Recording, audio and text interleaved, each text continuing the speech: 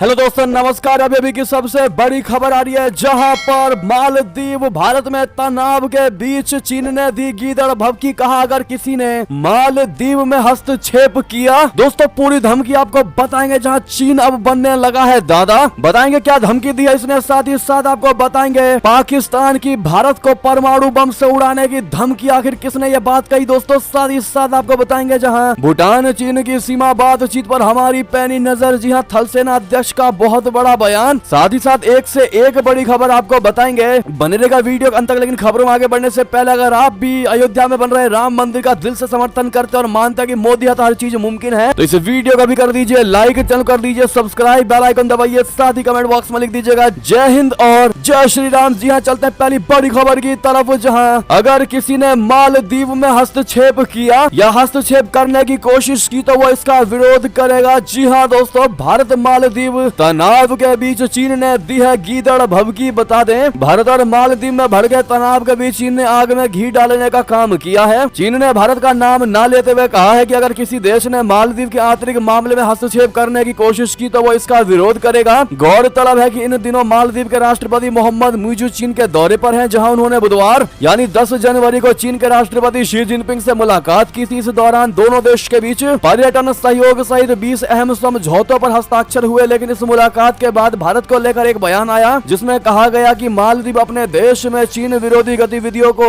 नहीं होने देगा। साथ में मालदीव एक चीन नीति का पालन करेगा। चीन के मुखपत्र माने जाने वाले ग्लोबल टाइम्स ने चीन और मालदीव के बीच जारी संयुक्त बयान के हवाले से कहा है कि चीन मालदीव के आंतरिक मामलों में विदेशी हस्तक्षेप का कड़ाई से विरोध करेगा। साथ ही हमेशा मालदीव के लिए खड़ा रहेगा। इतना ही नहीं, रिपोर्ट के अनुसार चीन ने कहा कि वो पुरजोर तरीके से मालदीव के राष्ट्रीय संप्रभुता और राष्ट्रीय गरिमा को बरकरार रखने के प्रयासों का समर्थन करेगा। हालांकि इस संयुक्त बयान में भारत का कोई जिक्र नहीं था, लेकिन ये बयान ऐसे समय में आया है जब भारत और मालदीव के बीच संबंधों में कड़वाहट आई है। रिपोर्ट के अनुसार चीन के राष्ट्रपति शी जिनपिंग ने कहा कि चीन मालदीव के साथ शासन के अनुभव का आदान प्रदान करने, विकास रणनीतियों के तालमेल को मजबूत करने, उच्च गुणवत्ता वाले बेल्ट और रोड सहयोग को आगे बढ़ाने और चीन मालदीव दोस्ती के लिए एक नया मानक स्थापित करने के लिए तैयार है। बहरहाल दोस्तों, चीन के इस बयान से क्लियर दिखाई दे रहा है कि चीन अब मालदीव को अपने कब्जे में लेना चाहता है, मालदीव को हर तरीके से मंत्र मुग्ध करना चाहता है ताकि अब मालदीव भारत की तरफ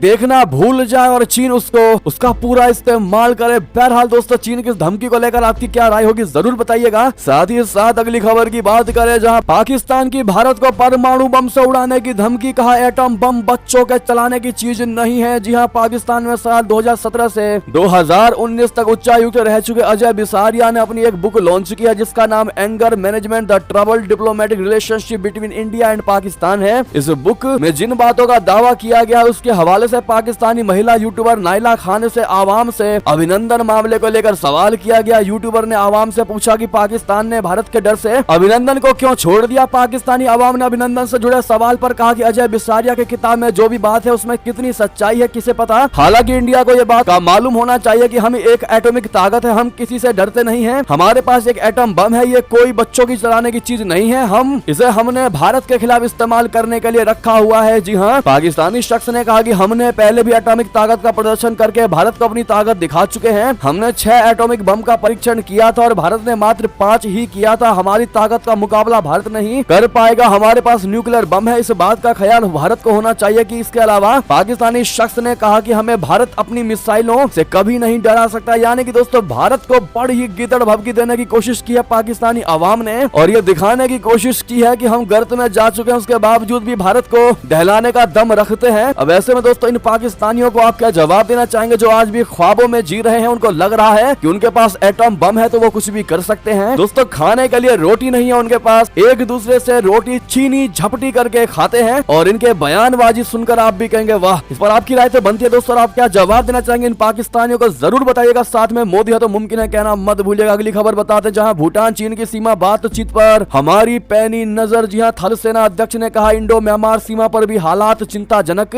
आर्मी चीफ ने कहा कि भूटान और चीन के बीच जारी सीमा वार्ता पर हमारी करीबी से नजर है। दरअसल भूटान और चीन के बीच सीमा को लेकर बातचीत हो रही है। भूटान और चीन के बीच जिस सीमा को लेकर विवाद है उसमें डोकलाम भी शामिल है। डोकलाम एक ट्राई जंक्शन है जहां भारत, चीन और भूटान की सीमा है। भारत और चीन के बीच साल 2017 में डोकलाम को लेकर विवाद भी हो चुका है। दरअसल डोकलाम का इलाका भारत भारत के चिकन नेक कहे जाने वाले उत्तर पूर्वी इलाके के नजदीक पड़ता है, इसीलिए भारत के लिए डोकलाम का इलाका बेहद अहम हो जाता है। थल सेना अध्यक्ष जनरल मनोज पांडे जी ने गुरुवार को बताया कि अग्निवीरों के पहले 2 बैच फील्ड यूनिट में तैनाती के लिए पूरी तरह तैयार है और इनके फीडबैक काफी अच्छे हैं और उत्साहजनक हैं। 120 महिला अधिकारियों को भी कमांड भूमिका में स्थायी कमीशन दिया गया है और उनकी फील्ड एरिया में भी तैनाती की गई है, वो भी अच्छा काम कर रही है। भारत म्यांमार सीमा की स्थिति भी हमारे लिए चिंता का विषय है। बीते कुछ महीनों में म्यांमार सेना और जातीय सशस्त्र संगठनों की गतिविधियों से वाकिफ है। म्यांमार के कुछ नागरिक भी मिजोरम के साथ साथ मणिपुर में शरण ले रहे हैं, जो कि भारत के लिए बड़ी चिंता की बात है। अगली खबर बता दें, स्मृति ईरानी के मदीना जाने पर कट्टरपंथी ने उगला जहर तो सऊदी अरबिया ने दिया करारा जवाब। बता दें, सऊदी अरब में ज्यादातर महिलाएं बिना हिजाब के घरों से बाहर नहीं घूमती है, वहीं मदीना और मक्का में गैर मुस्लिमों के जाने के लिए भी अलग नियम है। ऐसे में मदीना में स्मृति ईरानी के बिना सिर ढके घूमने की सोशल मीडिया पर काफी चर्चा है। कई लोग इसके लिए सऊदी सरकार और स्मृति ईरानी की जमकर तारीफ भी कर रहे हैं और कट्टरपंथी विचारधारा वाले लोगों को ये गले से नहीं उतर रहा है। ऐसे में लोग सऊदी सरकार के खिलाफ जमकर जहर उगल रहे हैं। इन लोगों को सऊदी अरब के ही एक शख्स ने करारा जवाब दिया है, जो सोशल मीडिया पर वायरल हो गया। उजैर नाम के एक शख्स ने स्मृति ईरानी की सऊदी के हज मंत्री के साथ बैठक की तस्वीर को सोशल मीडिया पर शेयर करते हुए लिखा कि मदखली बेवकूफ। सऊदी राष्ट्रवादी और भी बड़े बेवकूफ कह रहे हैं कि एक गैर मुस्लिम प्रतिनिधि मंडल को मदीना आने की अनुमति है, क्योंकि सास भी कभी बहू थी कि तुलसी समोसा बेचने के लिए वहाँ नहीं थी, वो मुस्लिम बहनों का